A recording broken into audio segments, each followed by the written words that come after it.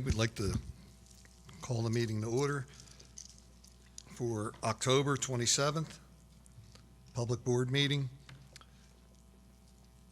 I'd like to stand for the Pledge of Allegiance, please.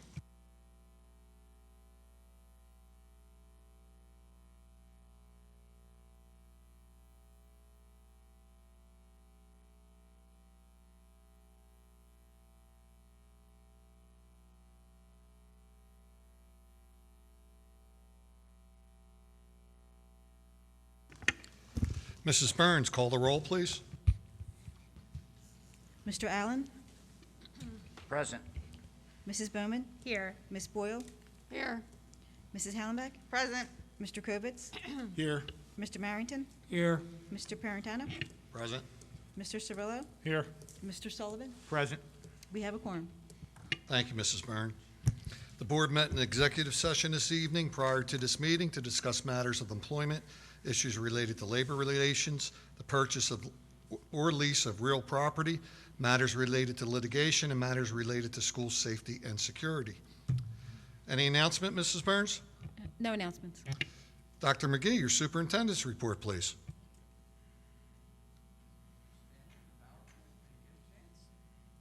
Is your mic on, bro? Mr. Stanley, PowerPoint.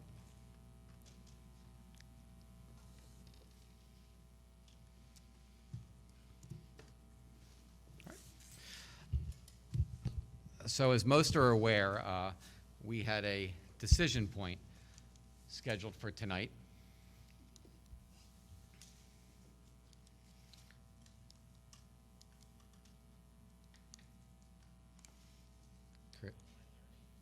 Chris, it's not advancing. There we go. And back in the summer, we planned for various scenarios. There we go.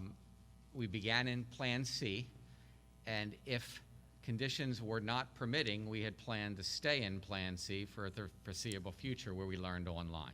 Fortunately, in October, we were able to get into the hybrid mode, which is the red-blue hybrid, began on October 5th, and we actually advanced it to add the synchronous enhancements of November in October. Again, the plan potentially had us staying in that for a significant amount of time. The decision point for November was whether it was time to bring all students back to school. And as those have read, we're not going to make that particular point. At least that's the recommendation of the administration. We had a bus opt-out plan that did not see those who had initially said they'd opt fully out of busing, did not see that full quantity, but it's still workable. And we have 2 remote learning plans for parents who choose not to send their children back to school at whatever instructional level we're at. So that was the big picture. The cloud's kind of important because we're still there. Though the cloud of October was a little better than expected, we're moving back inside as a society, and the uncertainty of November, December, and January is still there. All right, so that's the decision in front of us. Chris, am I clicking or are you clicking? Okay. So as we planned for this, there were a number of considerations. 1, K-12 on November 2nd, as planned. 2, K-12 on November 9th or November 16th as a delay.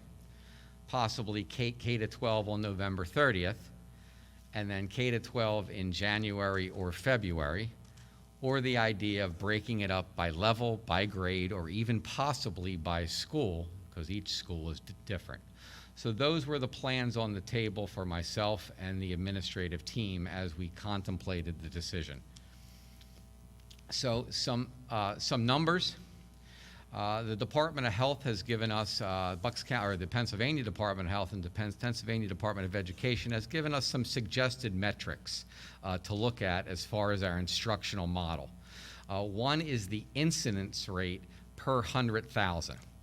The other is the percent that test positive of those that are tested. And they have levels of low, moderate, and substantial. All right, if we are less than 10 per 100,000 and a testing percentage rate of less than 5, we're considered low, and options should be full in or hybrid. Again, this is a suggestion, a recommendation. If the incident rate is between 10 and 100, or the positive rate is between 5 and 10, it's considered moderate. Here are the options. And then there's a substantial, if it gets higher than 100 or greater than 5, the Pennsylvania Department of Education will have a consultation meeting with us and recommend what we should do if we ever get to that level. So the stars are where we were as of Monday.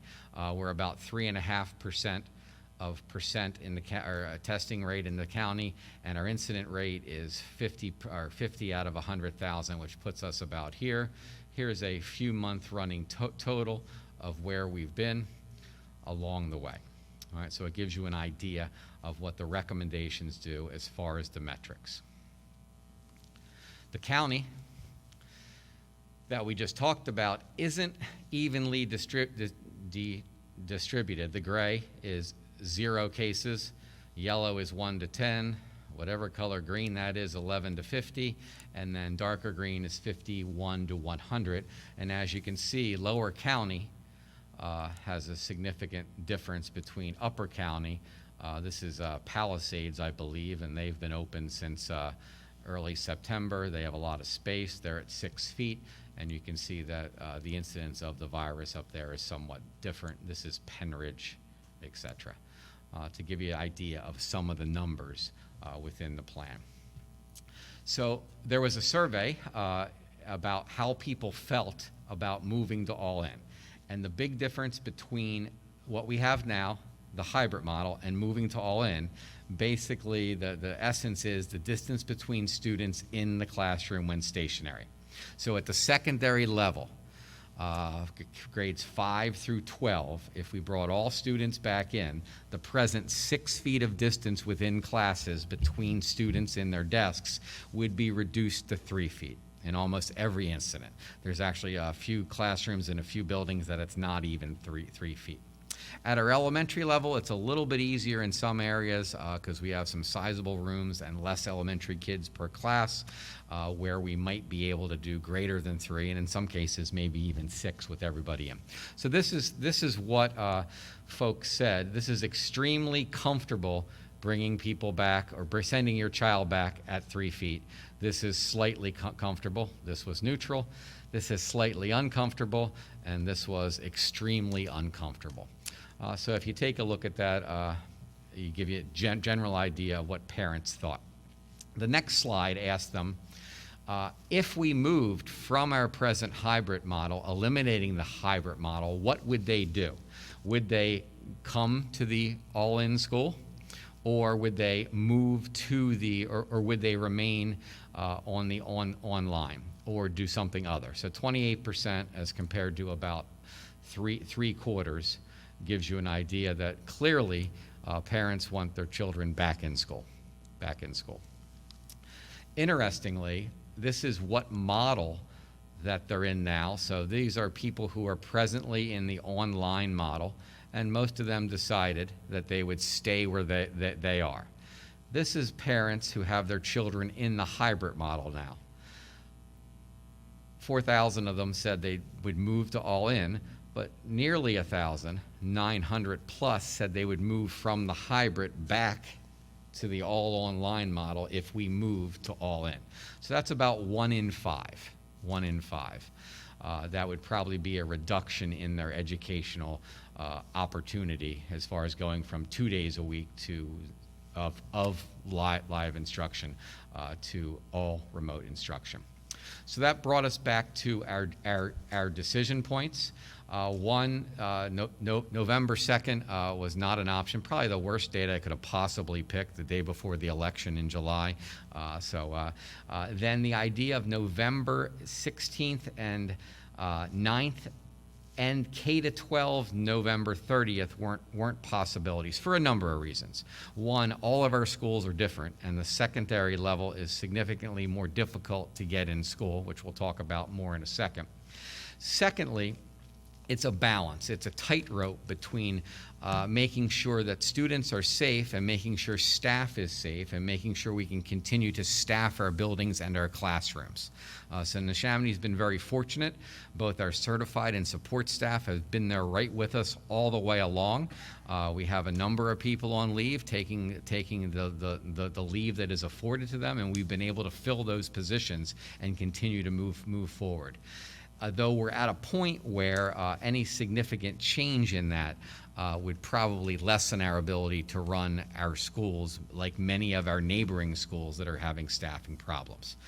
So basically, based on a whole bunch of circumstances, some because of the virus's increase, others because of logistics, both in staffing, potential staffing problems, and some of our schools just aren't ready in a physical sense to make the move, going from 6 feet to 3 feet. It left us with two options: the K-12 in January or February, or try to look at some type of split phase-in model, which clearly was what the community wanted as far as getting children back to school at all levels. So that's what we pursued. This is difficult to see. But on the left is November, on the right is December, and Chris, if you could click for me, that's our target date to bring back the elementary-only K-4 in 4 days a week. That's the beginning of December. It's November 30th. What that does for us is we're going to have Fridays reduced at the elementary levels to just do, at the elementary level, just to do English and language arts synchronously in the morning, leaving us the afternoons, which will eventually be for professional development for our teachers.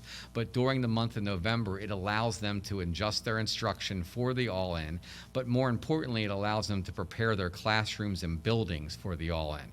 And it's our belief that we can tell parents by school, by grade level, that, hey, this particular grade level at this school, we're going to get at 4.5 feet, or we're going to get at 5 feet, or maybe in some cases, even with all in, we're still going to be at 6 feet. So we want to give parents that information. We're going to use those Fridays to put furniture back in rooms, move some stuff out. And then on the Wednesday before Thanksgiving, where we have no students and staff, we'll do a move out as far as getting things out of the way for the potential bringing them back on the following Monday. So that's the present recommendation out there. There are two board decision points other than tonight. The day before Veterans Day is a work session, and that's the proposal where the board would act and decide whether conditions are still okay, as I believe they are now, to bring the elementary back on the 30th. That would give parents 3 weeks warning, and would give the staff sufficient time to fix some things up. And it also gives you the 24th of November as a fail-safe if things change as far as the actual incidence of the virus within the area, or something changes. I think logistically we should be ready. So why the elementary first?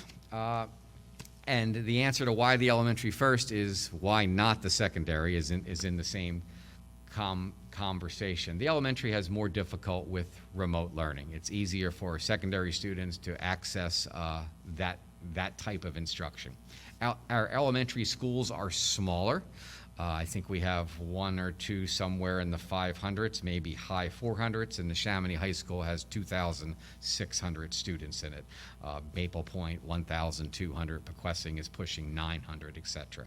And the class sizes at the elementary school are level, are smaller. They could range from the high teens up to the mid to high 20s, where almost all of our secondary classes are 30 plus, in some cases pushing 35. So at the elementary level, based on that, we can provide more distance between desks, and from my understanding of listening to scientists, experts, and health officials, the further apart you are, the better it is. So we're able to do that at the elementary level. A significant difference in the elementary school is we're able to move the large lunchroom to the classroom by staffing that. So the lunch at the secondary level, fourth period lunch at Neshaminy High School might be 600 people.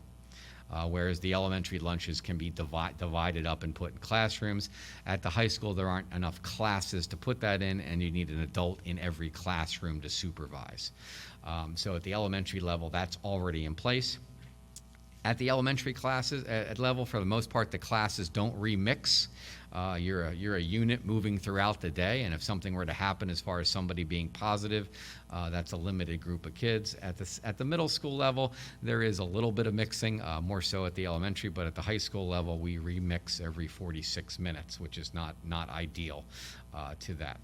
And at the elementary level, the age group is less likely to contract the virus, whether it's because of something about their age and the virus, or that they're just better supervised because they're not out and about by themselves. The next chart shows Bucks County statistics. I think that's as accurate as today. On the far left is students children under the age of 10, and there have been under 160 cases of it, and as you can see, it increases along the way, and that's since they began tracking it. So the likeliness of the little ones being infected, at least under the past circumstances, seems to be significantly less than others, followed by our 10 to 19-year-olds. So that's why the elementary first. So the status of our secondary move, we're going to continue to try to resolve logistical issues. What do you do with lunch? What do you do with the hallways? And dismissal at the elementary level or at the secondary level is significantly problematic, particularly at the high school. Solving the lunch problem is either eliminating it at the middle school level or buying furniture and using more space to shut that down. So right now we're looking at buying additional furniture, using our cafeterias and our gyms to be able to space those kids out when they don't have masks in it. But regardless of the logistics, it comes down to the comfort level of parents, students, and staff at classrooms at 3 feet of distance. That's what's happening at the secondary level. Status of Plan D, if we make this move, Plan D will continue to exist at all levels. Parents who haven't chosen Plan D and would like to choose it now may do so. So Plan D will remain there, and one of the beauties about Plan D, you can come and go as you like. We'd rather you not do it on a daily basis, but if you decide that you're ready to come in, you can call and you can come in. If you decide this isn't for you, you can call and go out. So there are no particular benchmarks, or you're stuck in this for a period of time. And it's our hope to have the board, a recommendation to the board in January at the latest to begin the next phase, assuming that the elementary is successful getting in on November 30th. So that's the recommendation. To clear up some questions, why only 4 days a week? To eliminate elementary cafeteria and lunch, we brought them back into the classrooms, which required us to look for 40 plus cafeteria and recess age. We were not able to find them with the kids at home. So to solve that problem, we didn't have bus drive. We don't need transportation on Friday because the kids were all at home, and we have a whole bunch of bus drivers. So the bus drivers stepped up and they swapped their time. We divided up their Friday hours and gave them off on Friday, and they're doing cafeteria and bus duty at the elementary schools. So Rob gave away Fridays to make Monday, Tuesday, Wednesday, Thursday work in the hybrid model. Now it's a hope we can bring that back. If we bring the little kids back to school, maybe there's more people willing to work for us and do recess and lunch duty. So maybe another iteration of this is we're able to hire people. Maybe we can pay the bus drivers or those volunteering extra to do more work, and it's our hope at some point we'll be able to expand this, assuming we can get the right coverage in the elementary area. But that's why it's 4 days a week now. So this is the timeline. We are here tonight basically with this recommendation. At the elementary level, we have some work to do. We have to get out there and resolve PM car rider traffic issues. If you've picked up an elementary school, most of them are pretty full in the afternoon. We're going to double that, and sometimes double does not fit. So we have to come up with a solution to that because these parents have chosen not to put their kids on buses because we asked them to, so we could reduce the number of students on buses. So we have to resolve that.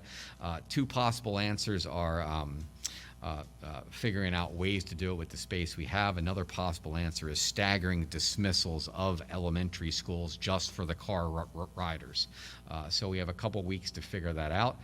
We have to move a lot of stuff out of classrooms so we can maximize distance, and then determine and tell parents what that distance is. And that should probably say minimum distance instead of maximum distance now that I'm looking at it.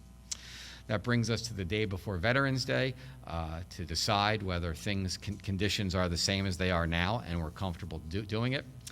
The next week we communicate to parents how far their child would be sitting from other students in the classroom so they could make an informed decision. All going well. That continues through Thanksgiving with the board having a way to change its mind on the day before or 2 days before Thanksgiving for the potential start on the Monday after. And our next decision point would be in January for the secondary level. If things go well with the elementary and the numbers stay and we're able to get them in, maybe we can move that decision point up. So that is the recommendation of myself, the cabinet, and the administrative team at Neshaminy.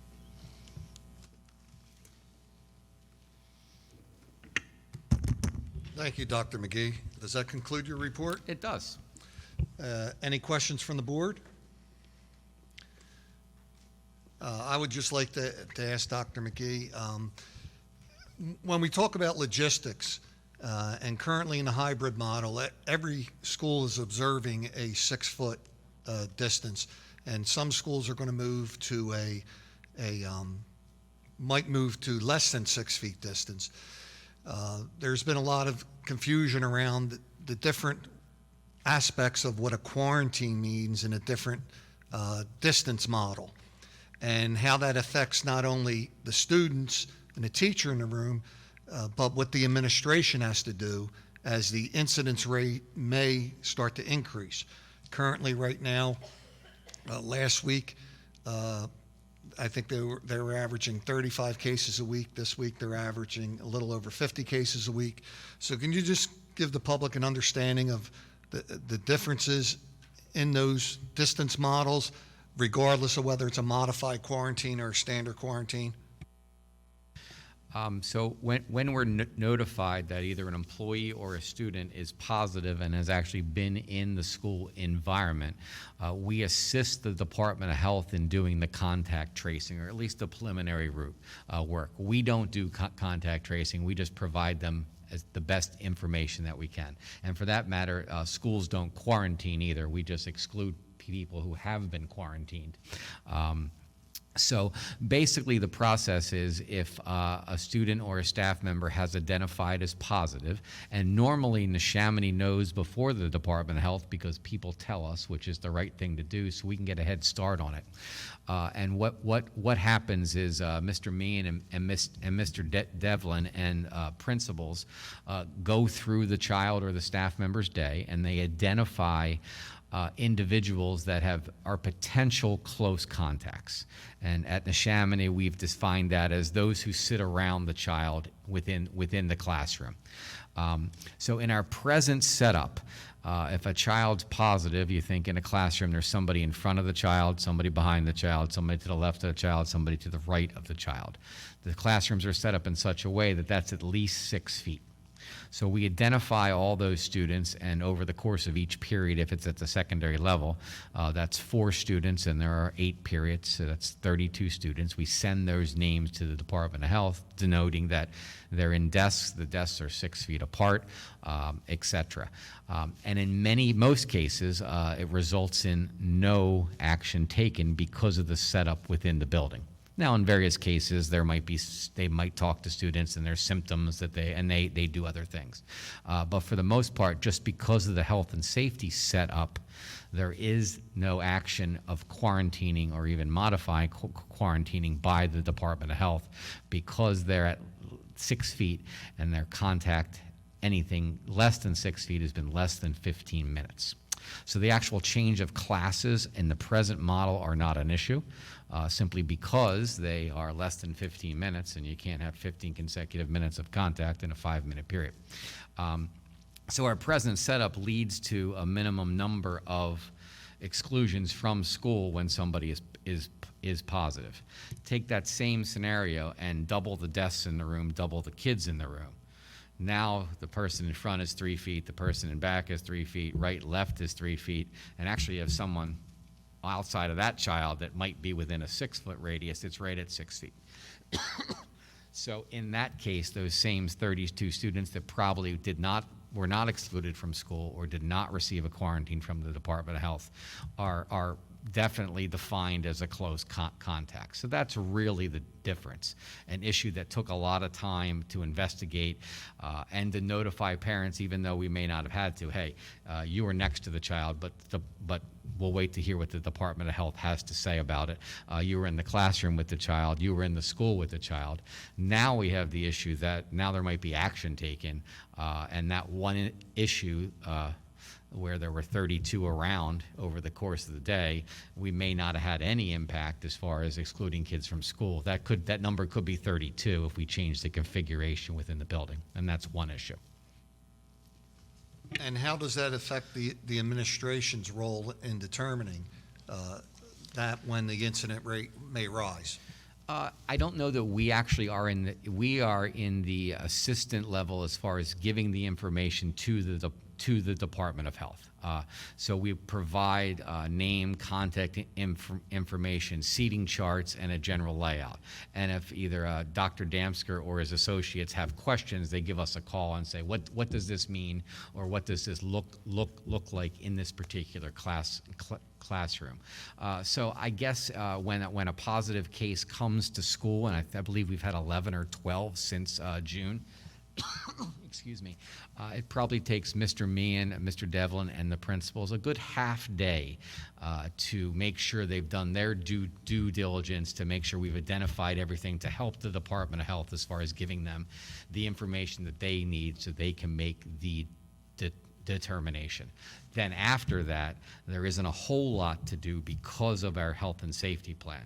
If there were quarantines resulting in exclusions from school, then we have to make sure that those children are not in school and have the access to the education that they need from home.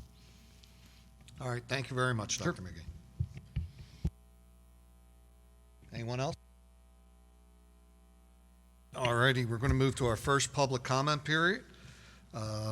Please remember to state your name, the area in which you reside, and your occupation. You have 3 minutes. The secretary will call you to the podium, and please, there's no personal attacks, and use decorum, as we do have some children attending the meeting tonight. Mrs. Burns. Jessica and Jennifer Brown.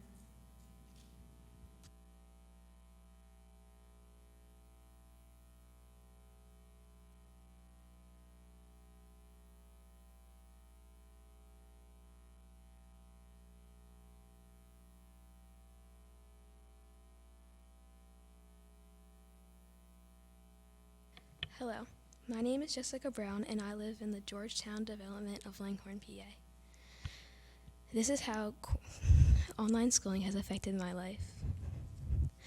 I have an IEP, and this has been very hard for me to learn by myself. Sometimes when I'm on Zoom, it doesn't work that well, so I have to teach myself the rest of the day, which is very difficult for me. My mom is very frustrated almost every day, and it is very hard for me to see. I almost want to cry with her. The first day of school, I was very excited to go back and see my friends, but by the end of the day, I had a rapid heart rate, and I was very disappointed. I was disappointed because I didn't even get to see my friends behind the mask, and I really just wanted to give them a hug. I really hope we can go back to school full time, not just for us students, but for the parents. They are not trained teachers. My anxiety has gone up, and I have to see the school counselor every day. This is because I have a test that day, And I get very anxious because the day before I miss my Zoom and I'm very unprepared for the test. My grades have gone down rapidly, and I just really hope we can go back to school. Please take this into consideration. Thank you for your time.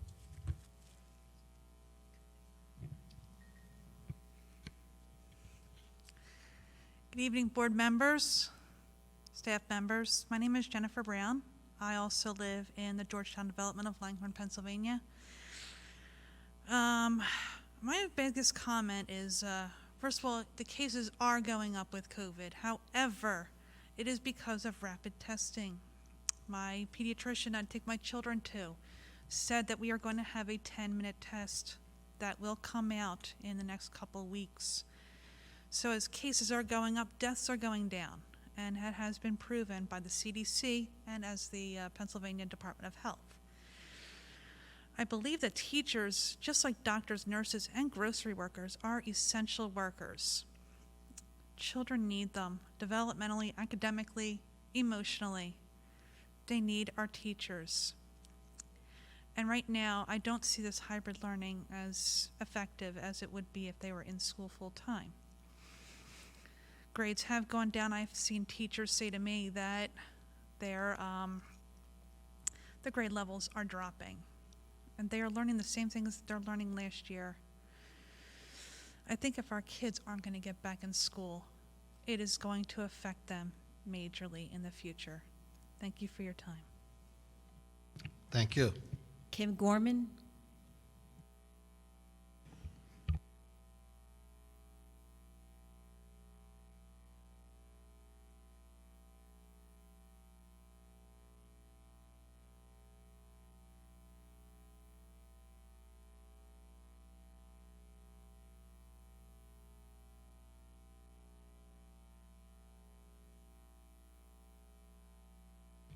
There we go. So I'm not actually going to read you a story. I know you're excited, but I'm not. So, Kim Gorman. I live in Red Rose. I have 3 children in the district. I am a substitute teacher.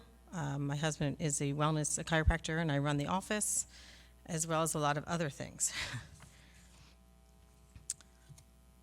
So I want to just start out by just reading a comment from a teacher.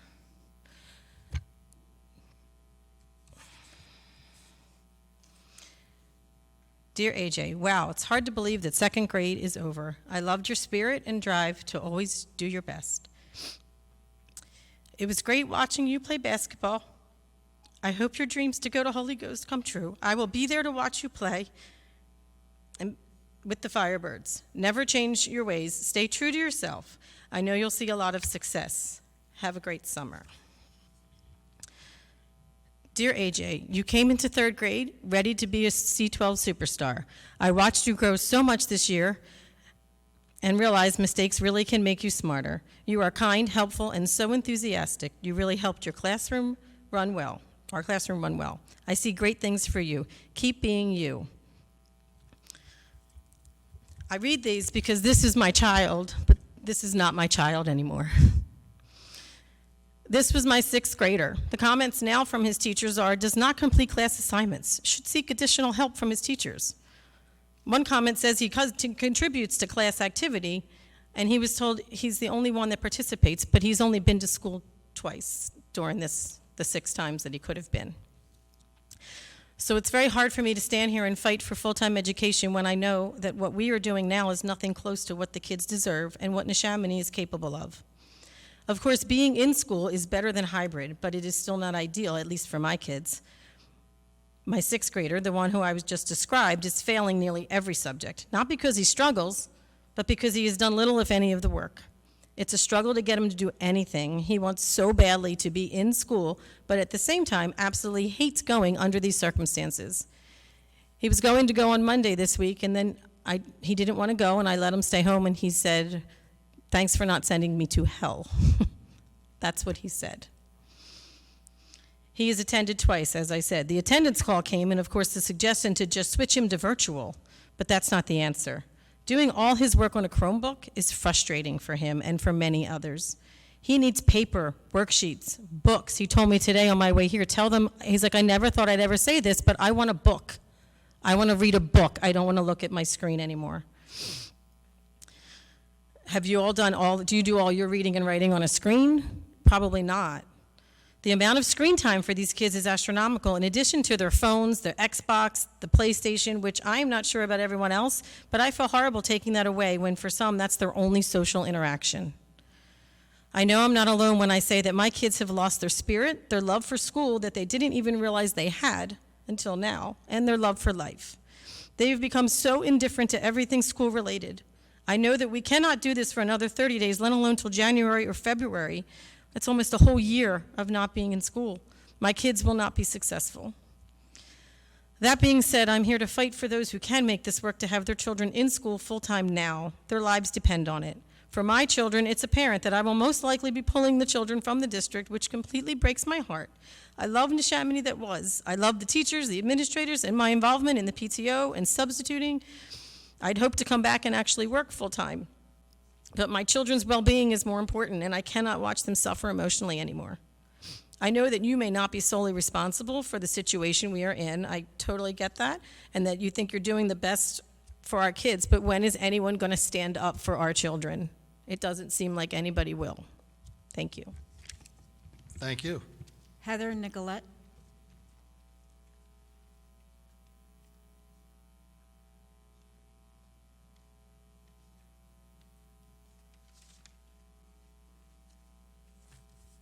Hi, good evening.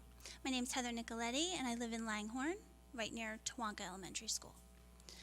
My concern, which I understand, may only apply to the elementary level of school, so I apologize for that, but that's what I know. The overall goal of the board is to keep the well-being of all the individuals and teachers safe as possible. I'm having a hard time understanding how keeping the kids out of school helps with that goal. The hybrid model is forcing parents who work full-time to send their kids somewhere else to learn. So we are now taking half of a class, 3 days a week, and putting them in front of other kids, other parents, other students, wherever. Who knows where they've come from? They're then coming to school for 2 days a week and exposing those kids and those teachers to whoever they've been around, when they normally wouldn't be there because they'd be in school 5 days a week. Isn't coming to school and being with the same 20 kids a better option than being with countless others to do the same thing, learn? It's better to manage and to contact trace when you've only been with the same 20 kids than multiple kids with different ones. The plan is to let elementary kids go back after Thanksgiving. Why can't they start next week? The kids are not in school on Election Day, Veterans Day, and Thanksgiving, so the month of November has only one full week where the kids would actually go to school 4 days. Isn't that a good test of the system? My kids want to be in school. Kindergarten at home is not that fun, and it's not the teacher's fault. Kids can't read, so they need 100% help. Great, they work with the teacher online, but they still can't find where to submit their work, and frankly, they shouldn't have to. Older kids have social groups in place and can talk to friends on the phone or online, but my kindergarten doesn't have that social group and is now missing out on making one. My second grader loves school. When he gets off the bus, I ask how his day was, and he says, awesome. The days he's at home, we fight all day. The teachers are being asked to do an impossible task in teaching a group of kids in front of them and a group online.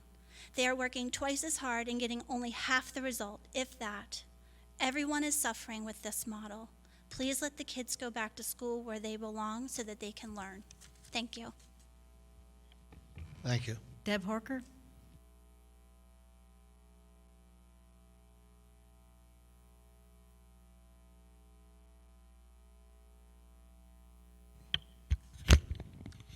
Hello, Deb Harker. I live in Langhorne in Middletown Township. I came tonight to talk about the contact tracing. I recently got the letter about the positive case at the high school. I totally freaked out when I read it. I understand and appreciate that we found out which students could possibly be in close proximity and notified them. But my next question that I posed to the school principal was, are those students required to then stay home so that we can prevent the continuous spread of this disease? And his response back to me was that no, those students can continue to come to school unless they've otherwise been directed by the Board of Health. So that got me upset because it means that we now have students who are in their incubation and possible contagion periods who are then possibly spreading this disease to other people who unknowingly are in contact with someone who has a high percentage possibility to be spreading this disease. I appreciate administration telling me that in this particular case, because of the 6 feet, we don't have anybody who meets the criteria of the less than 6 feet for greater than 15 minutes. However, I'm worried about what will happen when we start to move towards all in and we have many more contacts. So the one thing that the administration that I'm hearing is that once we make the referral to the county, that we don't have any control on it after that as to whether the county will or will not issue a quarantine letter. So today I called the county and I found out that that's actually not true. What they told me was that the contract tracers then interview the family to find out who has been within the proximity of the child, and then they then look at the school list to see if that school does or does not participate in the modified quarantine program that Dr. Damsker has created.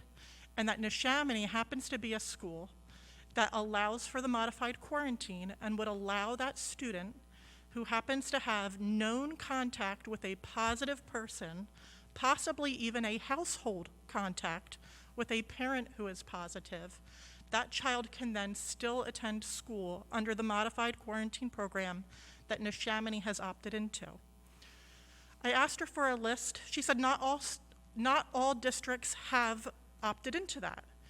So she said not all districts have. I asked her for a list of which school districts are not participating into that to refer to. I'm waiting for the list. But I don't feel like the information that I got from administration and from the school board is correct, that we have to abide by the recommendations of Dr. Damsker. It's something that we have actually chosen to do. So she also said that we're allowed to change our minds. So I'm asking for you to maybe look into that a little bit further. And to, if our ultimate goal is to get the students back into school and back in at large, we need to protect the student body and to cut off the continuous contagion as soon as we know about it through the contact tracing. And that's all I'm asking you to do. Thank you. Thank you. Jack Neer.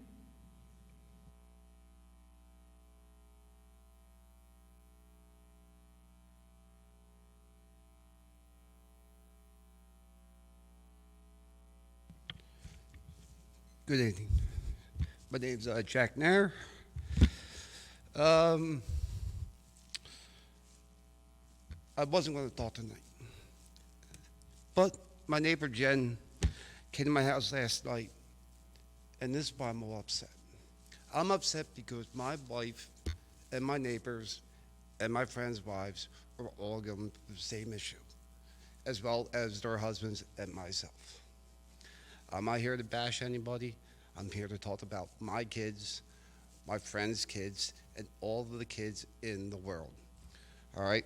I'm here to stand up for my kids' education. My kids ask me to go to school every day. I have a kindergarten and a second grader. All at Pearl Buck. All across the country, we preach for our kids to go to school, go to college, succeed in life. Well, right now, it's not happening. Virtual learning is not working for our children. It's adding unnecessary chaos in our household and others. Constant panic during Zoom. My 5-year-old refuses to get on Zoom. My 7-year-old is in tears all those days. You gave us 2 options to send our kids back to school, full-time or full-time virtual. You send a survey out. According to your data, the majority of the parents voted back to school full-time. By your latest decision, it's clear that you're not listening to us.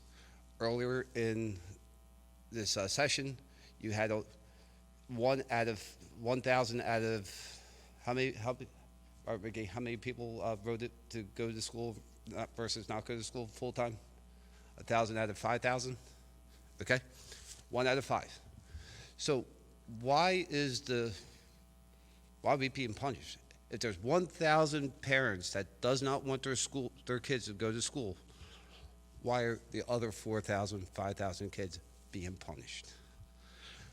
All right. We as the parents have to be the ones to speak for our children.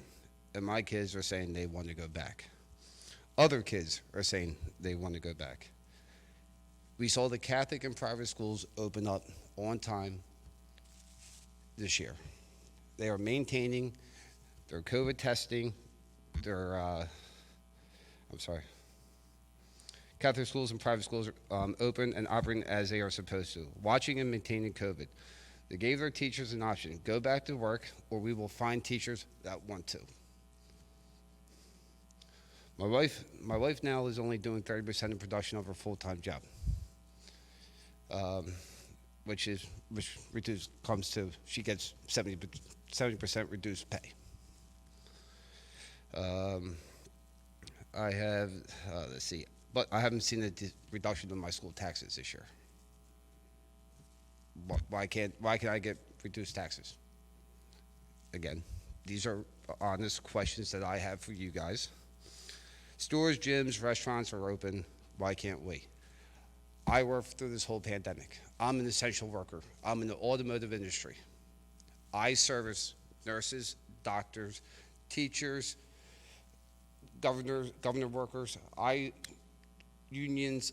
I worked day and night to make sure our nurses, our doctors, our healthcare workers got to work every day with the cars being fixed. I'm essential, and my teachers are not. We can have that argument later on.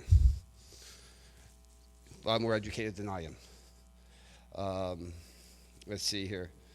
Education is essential, and I don't understand why everyone cannot see this. Zoom is not education. We are smart people here. If our kids are sick, keep them home. Get them tested. My kids do not do Zoom. My wife is the student. She is the kindergarten, and she's a second grader. I get phone calls at work every day that the kids aren't doing anything. It's a constant fight. I leave my job to come home to reprimand my kids. How's that fair? How's that fair in a household? It's not. My kids aren't doing it anymore. My kids aren't going on Zoom. My kids aren't doing virtual learning anymore. They will go to school 2 days a week. I will put them back in kindergarten and second grade next year. Like I want to keep them back in kindergarten and first grade this year. But my wife talked me out of it. She told me it's going to get better. My kids will be back in Pearl Buck kindergarten and second grade next year. They will not get back on Zoom. They will not get back on virtual learning. My wife emailed you yesterday, Christina Nair. She emailed you. She's been talking to the teachers. They are done. My wife is done. She's not doing it anymore. They will go to school 2 days a week to see their friends, to hang out with their friends, to pay attention and learn what they can. They will be advanced for next year for school. Thank you for your time. I hope you take this in consideration, because it's not just me. And I'm sorry that a lot of other parents that I talk to and I'm friends with and they're out there have not come tonight to speak their voices. Because it's not just us in here. We have a small crowd, but goddamn, there's a lot of unhappy people right now. Thank you. Thank you.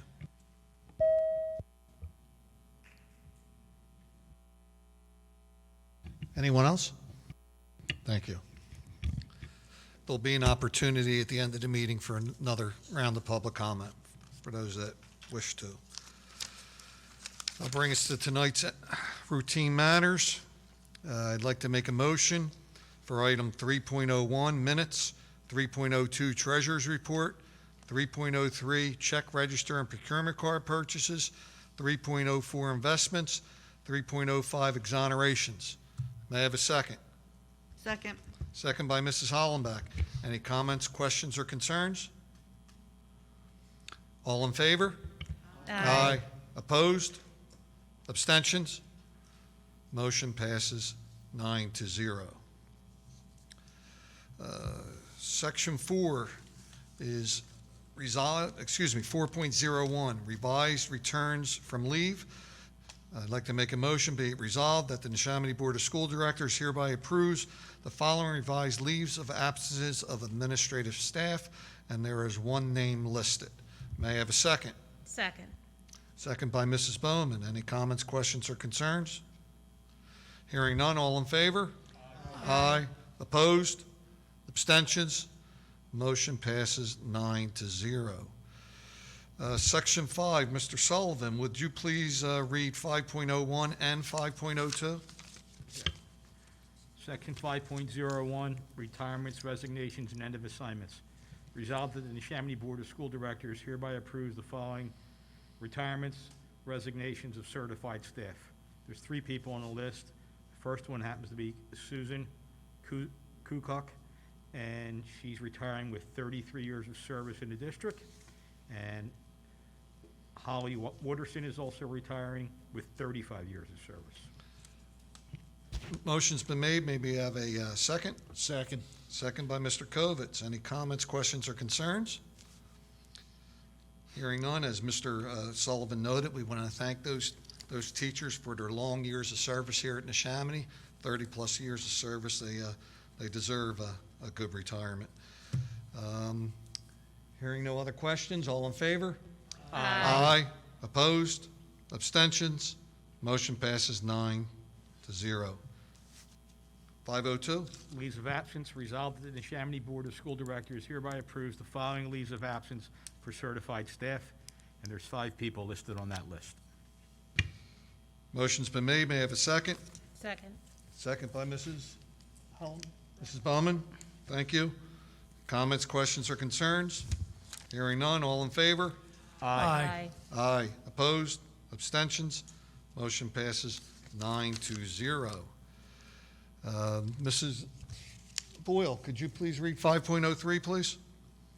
Revised leave of absence. Resolved that the Neshaminy Board of School Directors hereby approves the following revised leaves of absence for certified staff, and there is one name listed. Thank you. Motion's been made. May I have a second? Second. Second by Mr. Sullivan. Any comments, questions, or concerns? Hearing none, all in favor? Aye. Opposed? Abstentions?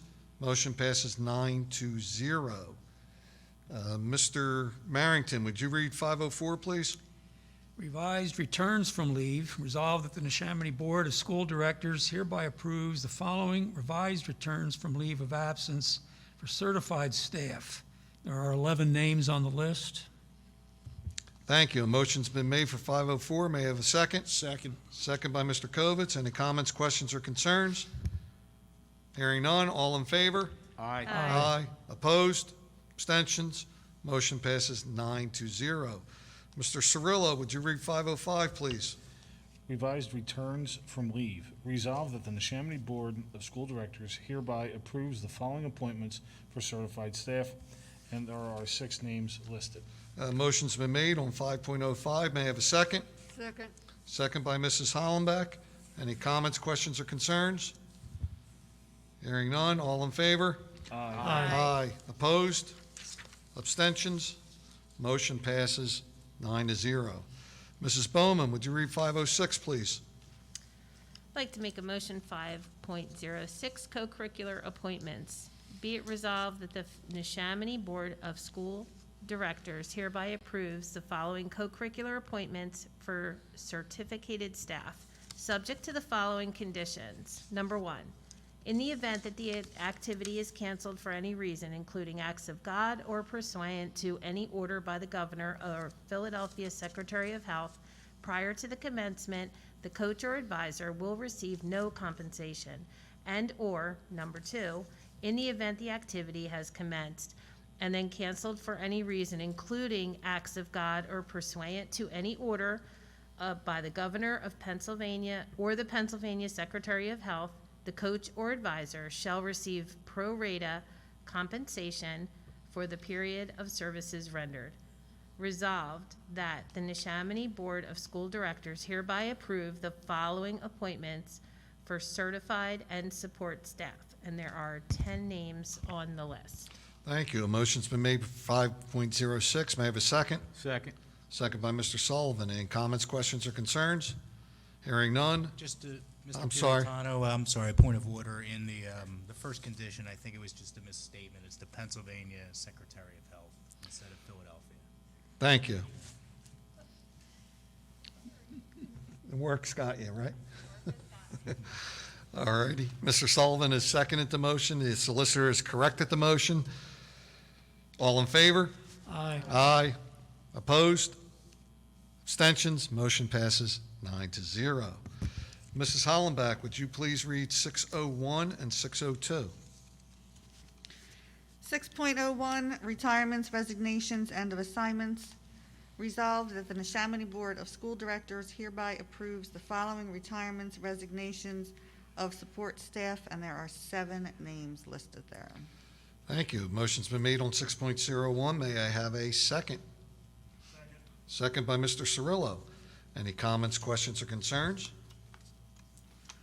Similarly, I'd like to make a note that we have one long-term employee, Kathleen Lichner, who spent 29 years at Neshaminy, and the district and community thanks you for your service. All in favor? Aye. Opposed? Abstentions? Motion passes 9-0. 6.02, leaves of absence. Resolved that the Neshaminy Board of School Directors hereby approves the following leaves of absence from support staff, and there are 2 names listed. Thank you. Motion's been made for 6.02. May I have a second? Second. Second by Mr. Kovitz. Any comments, questions, or concerns? Hearing none, all in favor? Aye. Opposed? Abstentions? Motion passes 9-0. Mr. Kovitz, would you read 6.03, please? Yes, I'd like to make a motion to, for 6.03, revised leaves of absence. Resolved that the Neshaminy Board of School Directors hereby approves the following revised leaves of absence of support staff, and there are 15 names. Thank you. There's been a motion made for 6.03. May I have a second? Second by Mrs. Boyle. Any comments, questions, or concerns? All in favor? Aye. Opposed? Abstentions? Motion passes 9-0. Mrs. Boyle, would you read 6.04, please?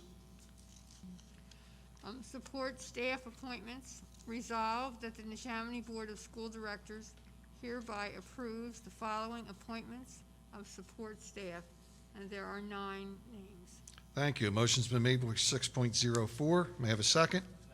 Second by Mr. Sullivan. Any comments, questions, or concerns? Hearing none. All in favor? Aye. Opposed? Abstentions? Motion passes 9-0. That brings us to section 7. Mrs. Bowman, would you read 7.01? I'd like to make a motion for 7.01, reopening of schools, move to Plan A, all in.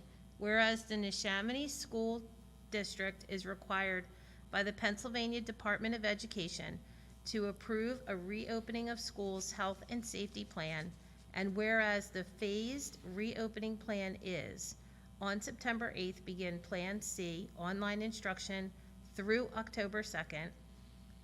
On October 5th, begin Plan B, blue-red hybrid. Conditions permitting, on November 2nd, begin Plan A, all in. Now, therefore, be it resolved, the Neshaminy Board of School Directors will delay the decision to transition schools in grades K to 12 to Plan A, all student in school, until the next school board meeting on November 10th, 2020. Thank you. Motion's been made on 7.01. May I have a second? Second. Second by Mr. Kovitz. Any comments, questions, or concerns? Hearing none, I just want to add to the public that this motion can be a little bit confusing as it reads, but basically based upon the administration's recommendation, the board is going to wait until November 10th to make the decision on whether or not that we would return to a 100% all-in for grades K through 4 on November 30th. There is also possibilities at the time that the board could modify the plan in coordination with the administration. Any other questions? Hearing none. All in favor? Aye. Opposed? Abstention? Motion passes 9-0. Mr. Marrington, 7.02, please. The school calendar adjustment, designate November 3rd, Election Day, is an online day for all students. Whereas November 3rd, 2020 of the Neshaminy School District 2020-21 revised calendar approved on August 8th, 2020 was designated as a student school day for all students. Whereas November 3rd, 2020 is Election Day. Now, therefore, be it resolved that the Neshaminy Board of School Directors hereby approve November 3rd, 2020 as an asynchronous online school day at home. Thank you. 7.02's been read. Can I have a second? Second. Second by Mrs. Bowman. Any comments, questions, or concerns? Hearing none, all in favor? Aye. Opposed? Abstention? Motion passes 9-0. Mr. Cirillo, would you read 7.03, please? 7.03, pre-K partnership agreement with Bucks County Intermediate Union. Whereas the Neshaminy School District is a Pennsylvania pre-K counts guarantee and is the lead agency in this partnership agreement, and whereas the Bucks County IU provides early childhood programming to 3 and 4-year-old children, and whereas the Neshaminy School District and the Bucks County IU desire to continue to work together to meet the needs of the families in their service area to allow more children to receive high-quality pre-K services, improve the quality and coordination of the early childhood programming within communities for 3 and 4-year-old children, provide more inclusive settings for children with special needs, and help create a seamless transition from preschool to kindergarten. Now therefore be it resolved that the Neshaminy Board of School Directors hereby approves the attached PA Pre-K Counts Partnership Agreement to the 2020-2021 school year on October 27th, 2020. Thank you. A motion's been made on 7.03. May I have a second? Second. Second by Mr. Allen. Any comments, questions, or concerns? Hearing none, all in favor? Aye. Opposed? Abstentions? Motion passes 9-0. Mr. Allen, would you read 7.04, please? Thank you. 7.04, out-of-district placements. Whereas, in order to meet the educational programming needs of specific students, it may be advantageous to utilize the services of out-of-district providers. Now, therefore, be it resolved that the Neshaminy Board of School Directors hereby approves 2 out-of-district placements. Thank you. A motion's been made on 7.04. May I have a second? Second by Mr. Sullivan. Any comments, questions, or concerns? Hearing none, all in favor? Aye. Opposed? Abstentions? Motion passes 9-0. I'd like to make an inquiry to Dr. McGee. Section 8, 3 items are without description.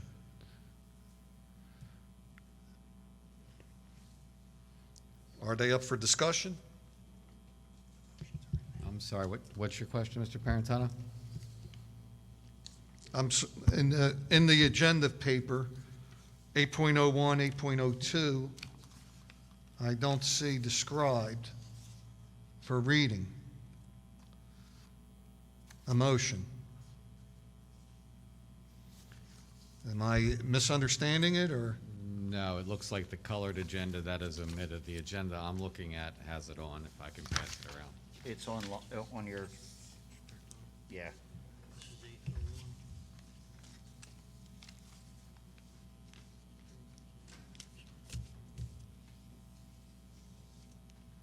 Oh, okay. Do you have that, team, on your screen?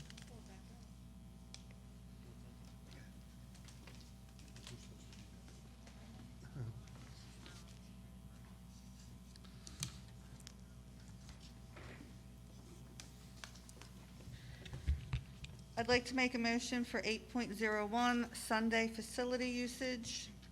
Whereas, according to Board Policy Number 800, facilities fields may not be scheduled on Sundays without school board approval.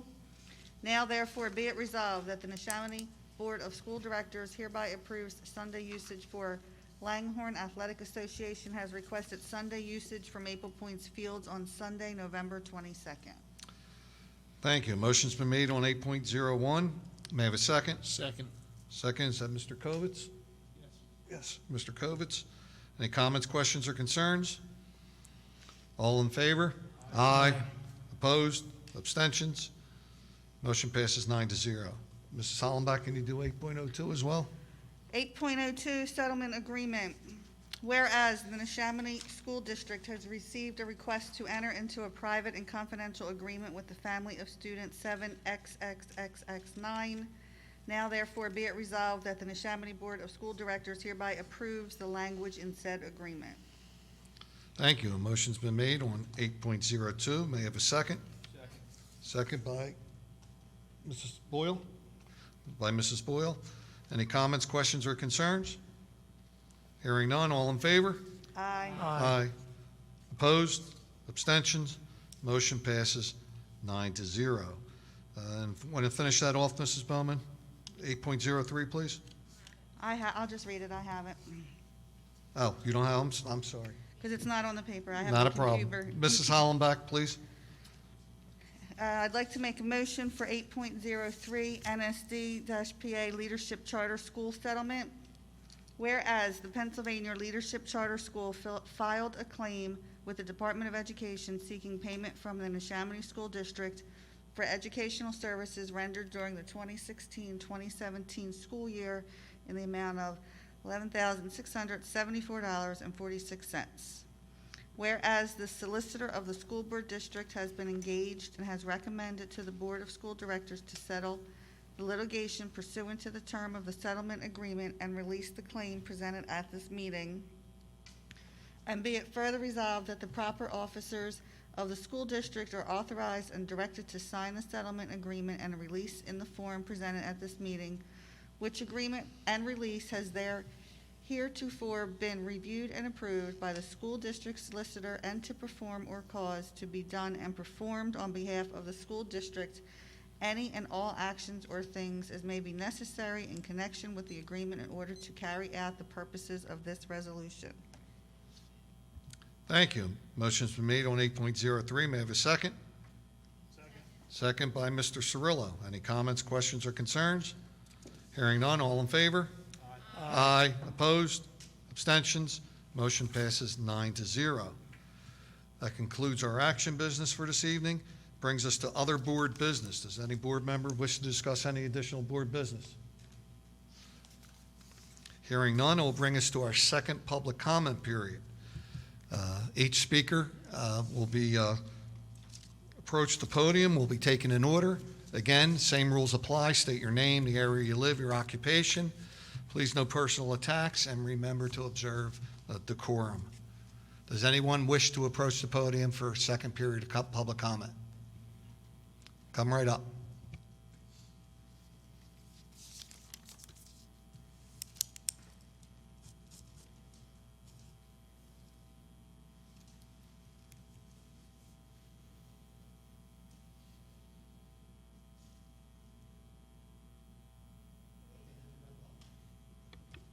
Good evening. My name is Jessica Kerr. I reside in Levittown, PA. I have two children in Carl Sandburg, 6th and 8th, and I really just wanted to reiterate a point that was made by the last speaker up here, the gentleman, the father that spoke last. As the survey said, the majority wants kids in school full-time, but the parents who want to remain virtual because they're not comfortable sending their kids to school have that option.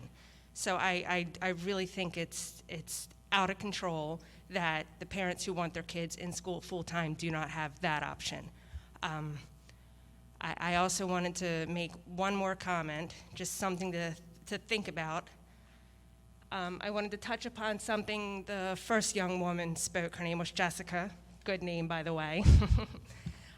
She mentioned in her speech that she, at one point, wanted to cry along with her mother because of the stress levels in the home. I know that feeling all too well, and it occurred to me that there were 2 incidences so far that my own children have seen me broke down. I had to walk away from the laptop and just realize that, and it was out of pure helplessness and stress that I broke down. Who wants to break down in front of their kids? Seriously, that's the stress level in most parents' homes right now, and I think that should be considered. And the more stress you're under, the more stress your body's under, the more susceptible you are to disease and sickness, right? So I think, what we're dealing with now, that should be considered. I mean, just something to think about. That's all. Thank you for your time. Thank you. Does anyone else wish to approach the podium? Go right ahead.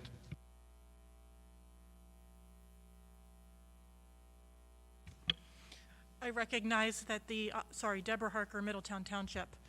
I recognize that there is no one right answer for anyone.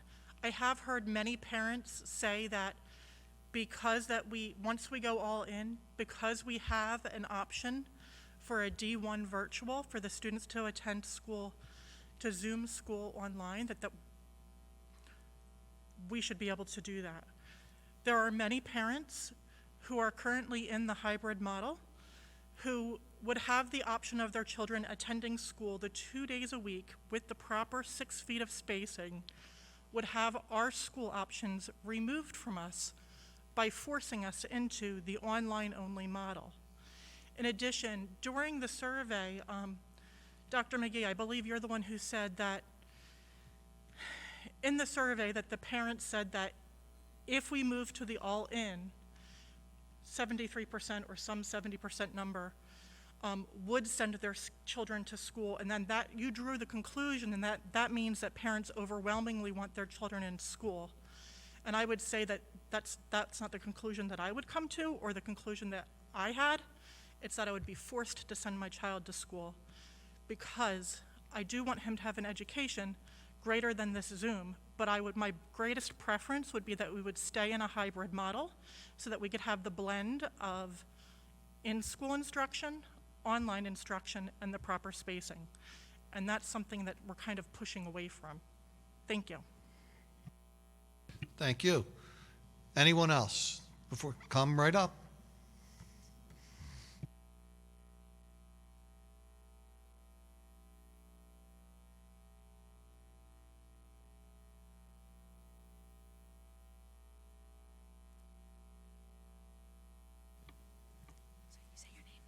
My name is Presley Tochterman. My name is Jessica Brown. My name is Autumn Falkovitz. And we all live in the Georgetown development of Langhorne.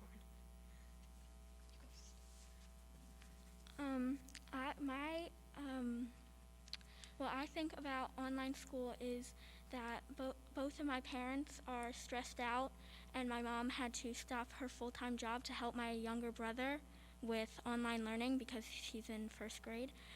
I also have been stressed, and I usually have pretty good grades, but this year I feel like I'm not learning as much as I would if I was back in school.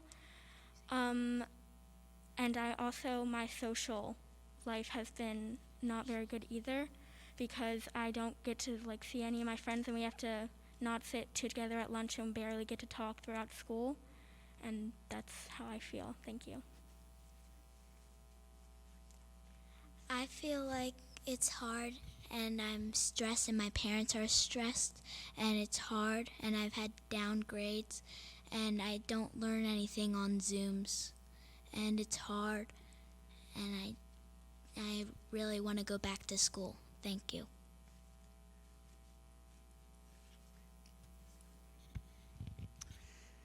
You guys remember the Hong Kong flu in 1968?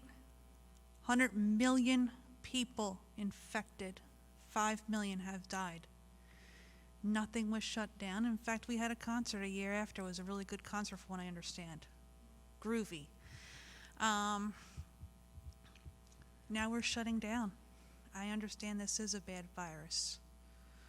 But we are making the cure worse than the disease now. We have to eventually move on. This virus is not going anywhere, but our lives are. And our children, they're going to be our future leaders, future workers. If we can't educate them, our future is going to look very bleak. Please take that into consideration as well. Thank you. For school, I have no desire to do anything at home. I feel distracted when I am on Zoom. I have a million other things that are going through my mind at once. And I'd really wish that we could go back to our regular lives and going to school regularly. Thank you. Thank you.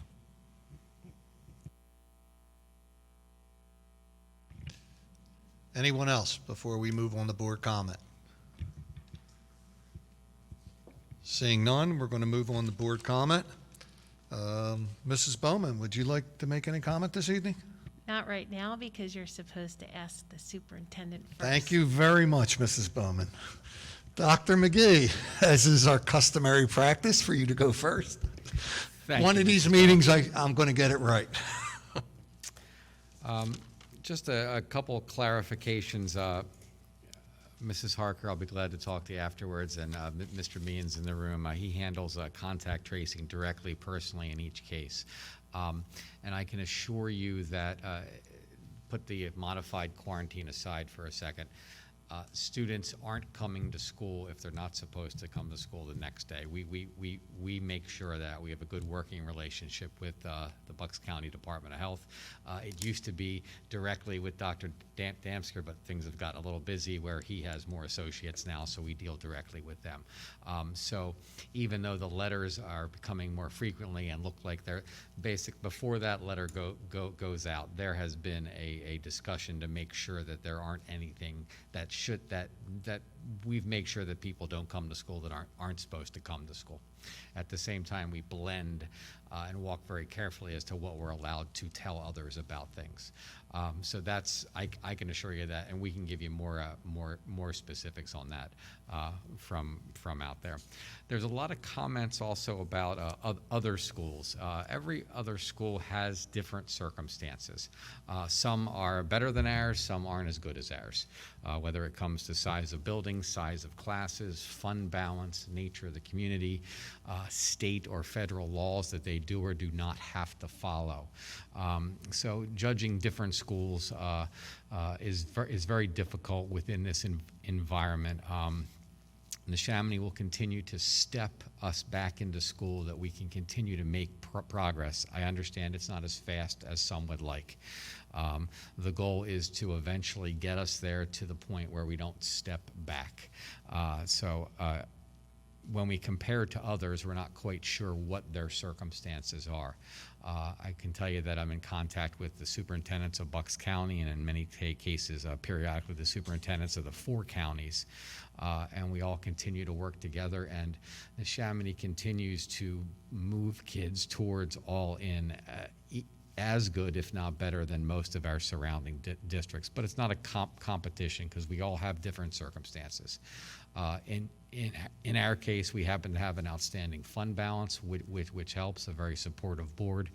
And on the other side, we've chosen to reduce our schools to make sure that we don't have excess, and so we have less space than some other schools. So there's all kinds of circumstances. Some help us in this situation, some don't. The things that helped us prior maybe are hindering us now. So it's really hard to compare. So I just wanted to leave it as that. I appreciate everyone's comments. We do hear them. We do think about these things constantly and continue to make the plan to get us back to school. We hope we can make this next step. We will be able to make it. The school district will be able to make it. We hope that things in society allow us to continue to make it. Thank you, Mr. Parentano. Thank you, Dr. McGee. Mrs. Bowman. Okay, now I'll speak. I just wanted to say thank you, girls, for coming up. You did a great job. Coming up and speaking in front of a scary board like us takes a lot of courage. And public speaking is one of those soft skills that you will find you will use throughout your academic career. So I encourage you to continue to speak out for what you believe in. And you did a great job, so thank you for coming up here. I don't want the parents to think that we don't hear you. I have 2 kids that are doing online learning. One is doing great, one is failing miserably. So I get it. I'm trying to teach from my home office and trying to fight with my son to get assignments done. So I understand all sides. I'm a teacher, I'm a board member, I'm a mom of a Neshaminy student.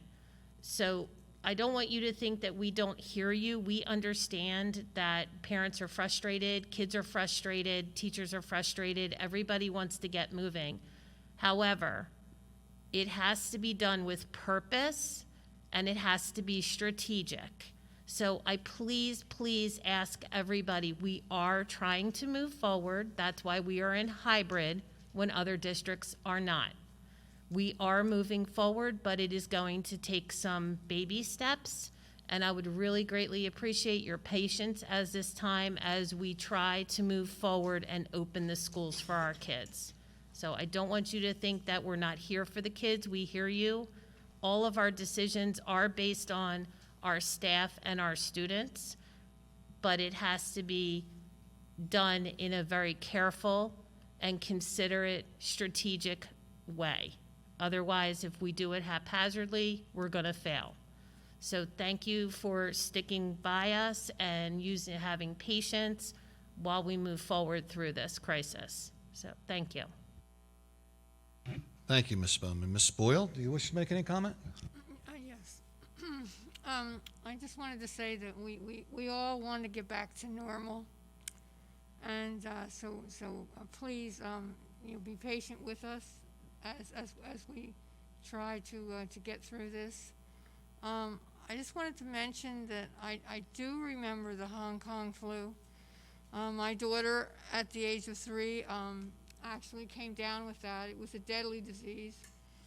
And part of the reason that we're going slowly, and we do understand your frustration, is that we are trying to keep everybody healthy and out of the hospital.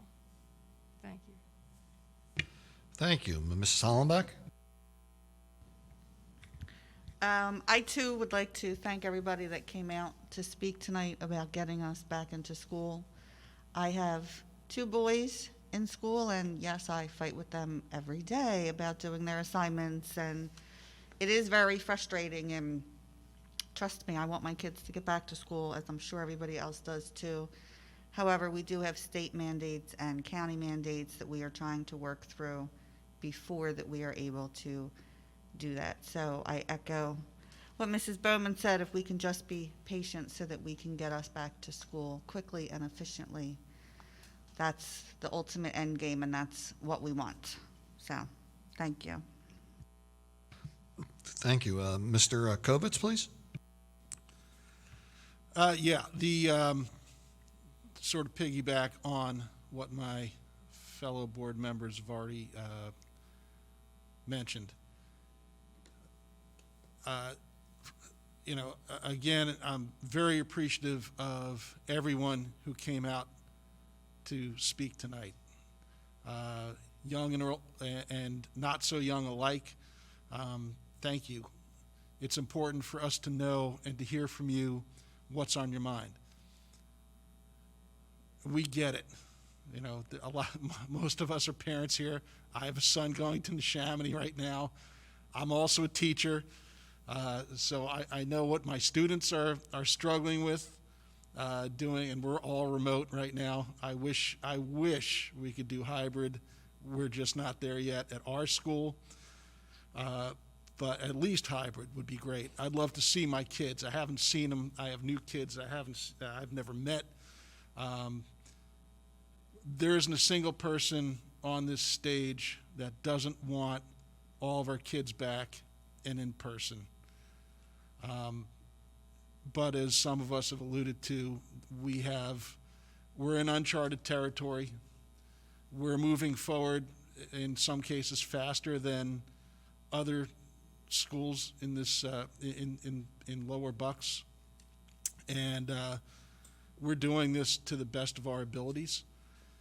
We have a delicate balancing act of making sure that we're keeping our parents satisfied. We get the stress levels, we're all experiencing it.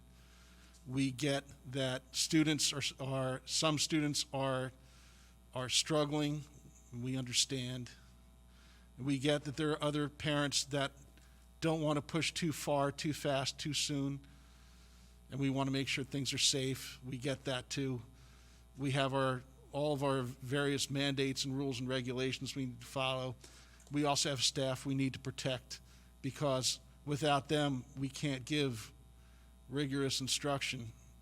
So if we push too far, too fast, too quickly, the one thing that concerns us the most is having to take a step back, which no one's going to like. So please forgive us as we move forward cautiously, but hopefully after tonight you're seeing that there is a light at the end of the tunnel, and we all want to get to the same place. We're all on the same page here, and we're all willing to work with you as best as we can. Thank you. Mr. Marrington? Okay, I also just like to say, I think Ms. Bowman covered most of what we're all thinking up here on this stage, that patience is an important word. You young ladies who came up here to speak tonight, as a retired social studies teacher, I'm proud of you. I hope you continue to stay actively involved in our community and in things that are important to keep our democracy running as it should run. Everybody who came out here tonight, who took time off to come out here and listen to other community members speak, I commend you all. That being said, I also, as a retired teacher, I hope that everybody I heard here tonight saying how much they just can't wait to get back to school, I hope you're saying that 2-3 years down the road from now, and still just dying to get back into school and see your friends and do things the way that we all want to see them done, and the way Neshaminy has done them in the past, and will start up again as soon as it's safe, as soon as we get the okay from the County Board of Health and everybody else. But I do think we're all in agreement. Safety does have to come first. And right now, we just don't have the physical capabilities of bringing everybody back. And that's why we tabled this for another month. Hopefully we'll get the elementary kids back soon. Everybody in the community will play their role. We'll be safe, and we'll get the middle school and high school kids back sooner rather than later. Okay, but that's all. Thank you. Thank you. Mr. Cirillo? Again, I'd like to echo the comments of the board members previous. I am very grateful that parents and students have trekked out here to speak their mind. It certainly is appreciated. Everybody's a very powerful speaker tonight. It all came from a very personal place. I too can relate. I do have two kids at the high school. Hybrid isn't the most perfect form to do this. I certainly do want my children back in school full-time, just like you guys do. I also have a lot of faith in this administration and Dr. McGee. They're really working hard to do this. They're trying, guys. The whole goal is for us to continue to move forward, but we need to do it in a measured way. The Bucks County IU had 2 separate facilities that needed to close down within 7 days. They operate in a space of less than 6 feet from each individual based upon the needs of their students, and their faculty is okay with it. They do it. They willfully do it. And just based upon the spread of that lack of 6 feet, 2 entire facilities are closed for 14 days. The last thing any of us want to do is to start bringing kids back into school, and then we got to send them home for 2 weeks.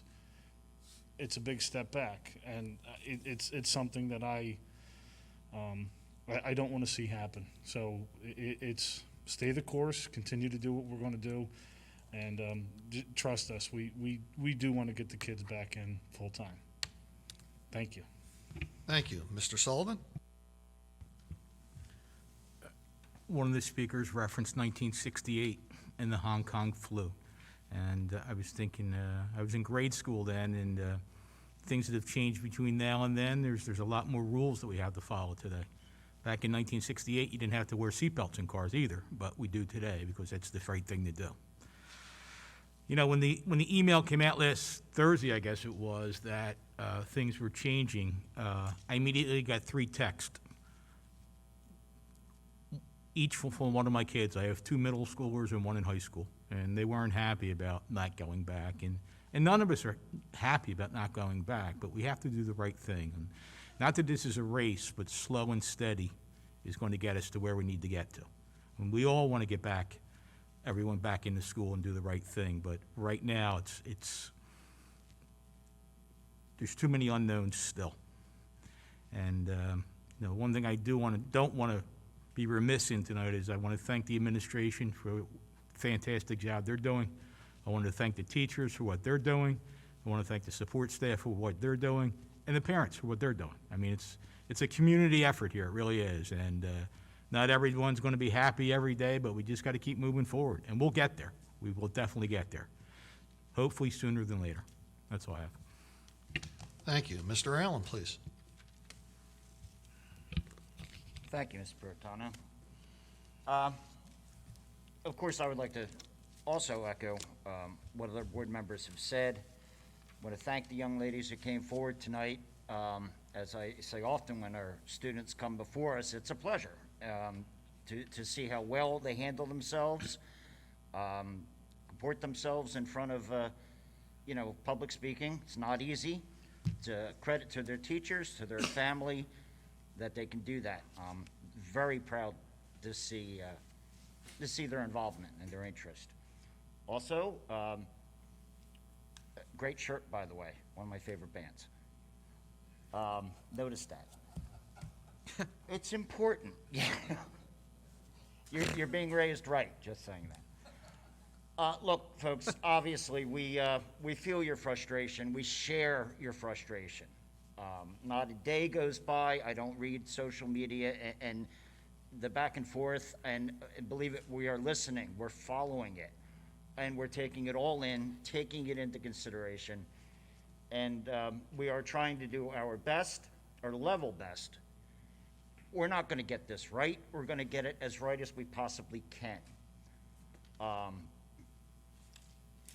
The last thing that I want to see happen, is that we open our schools, we go all in, and we have to reverse that decision.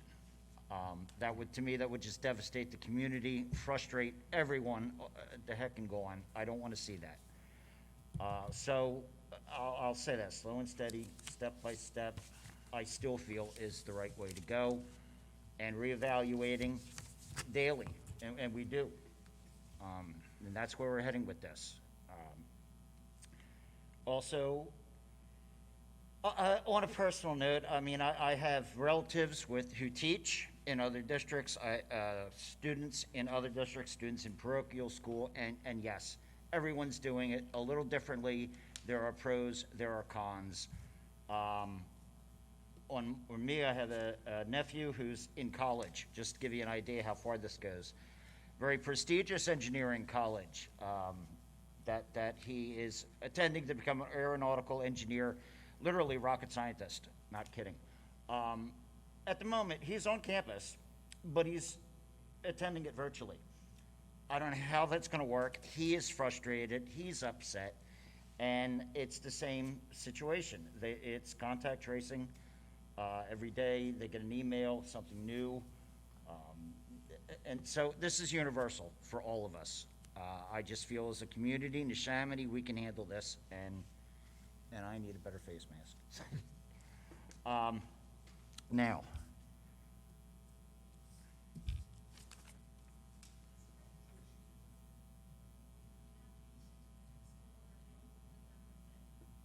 Oh, okay. I'm sorry. Ms. Bowman has pointed out that the technical applications will be available on November 5th. More information on that coming, I guess, online. All right. I'll draw it to a conclusion there, other than did I hear we had some good news from our soccer team? Boys soccer, I think. From today or from the other day? I don't know. I saw it online, I'll be honest with you. I was So we looking have for some we have good a news. number of SOL champions, including boys soccer, girls soccer, girls field hockey, and I'm going to miss something, so that's why I'm pausing. There are various other track athletes who have made district as well. I have the summary in my inbox. I was hoping for some good news, that's why I wanted to bring that up, and I did see that online, and again, making our community proud. And I'll bring that to a conclusion, thank you. Thank you, Mr. Allen. I'll finish up here. First, I want to state in my defense, on the top of the notes in the right-hand corner, if you can't see this, it says Dr. McGee. That's because at every meeting, I forget to call on Dr. McGee for his comment, and I still messed it up. So I just want you to know I tried. To those who came out today, especially our young students, had the courage to come up to the podium and speak. As everybody has mentioned, and Mr. Marrington has mentioned about as a social studies teacher, how it makes you proud, is you're participating in our democracy. That's one of the greatest things you can do. And it just goes to show the character of the students we have here at Neshaminy, and that they can come up here and speak their minds and participate. So we really do love to see that. To all the parents that came out, I can't really say more than what the other school board members have already said. You know, my children are long out of the district. They're out of college. But on this board, we do have 5 board members that have children in this district. 3 of our board members are educators. So we are vested, very vested in what goes on here in Neshaminy. And we want these kids back. Everyone has said it. And we were hoping in the beginning, when we laid out the plan, that the first week in November would be the day we can get back. I mentioned I try to participate with people on social media. I respond to everyone that sends me an email. Last Friday I was on the phone at 11 o'clock, not Friday, excuse me. Last Sunday I was on the phone at 11 o'clock with someone that sent me an email that wanted to speak to me right away. So we're trying to put as much information out there as possible. Logistically, it is not possible to get the kids in a manner in which our administration feels is proper before November 30th. Dr. McGee laid it out, and the board supports his recommendation. Now, I know there's people out there that's not going to make happy. There's other people that will make it happy. But we are working towards getting everyone back to school. We know our young learners need to come in first, but everybody needs to come back. And soon as we can figure out a way to get them all in a safe space, it will be done. The high school has significant challenges when it comes to getting everybody all back in and keeping them in a safe environment. Middle school's a little bit less. Elementary schools, as Dr. McGee explained in his presentation, is the best environment to start out with. Just because people may feel or statistics may prove that this group of kids don't get it, we still have to worry about them possibly bringing it home and infecting their parents or their grandparents or someone else in their households that may have an issue with it. Because as we know, our elder adults are the ones that are most likely to succumb to such an issue with the virus. We will take the vote when we're assured that we have the best chance of getting started and staying started. And for right now, the date that's on the table for elementary schools is November 30th. Otherwise, if Dr. McGee can come to us beforehand and tell us he has been able to change those logistics to make it work, that's what the board's going to do. It's going to be November 30th. And that's the date that we're shooting for, the one that we feel gives us the best opportunity to make sure we start right, and stay in. Because the last thing we want to do is get out after we get in. And as Mr. Cirillo explained, even though the IU is a different environment, they've had to shut down 2 facilities in the last week for 14-day quarantines. And that's not going to be good if that happens here at Neshaminy, because we have a lot more students than the IU has to deal with. So we appreciate everyone that came out and spoke, their concerns. Again, as mentioned, our teachers, our staff have really stood up. I don't know if you paid attention to the last couple agendas and how many different motions we had today on just changing people in and out. Resignations or retirements were the very minor part of tonight's agenda. The majority of that was people moving out on leaves and us finding new people to move in. And we were at the point where we've just about exhausted the pool of especially teachers that we can have in as substitute or long-term subs. So even if everything goes right, if we can't staff the school, it's not going to make a difference.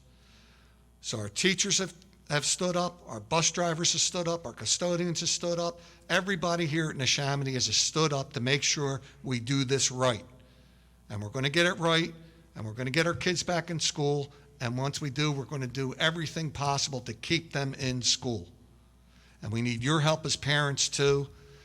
So far, as Dr. McGee has reported to us, the cases we've had, parents have done the right thing.